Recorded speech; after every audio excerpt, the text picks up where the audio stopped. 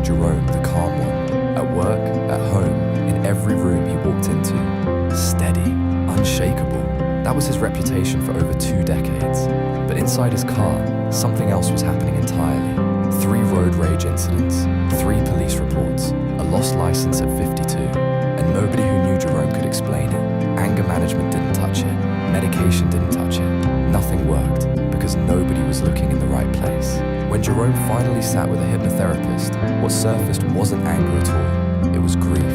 18 years of grief about his father's death, buried so deep and so carefully that his subconscious had found the only place Jerome was ever truly alone, the car, and turned it into the one space where feeling something was finally allowed. He wasn't raging at strangers, he was mourning his father. Through nervous system regulation and gentle pattern interruption, that grief finally had somewhere real to land.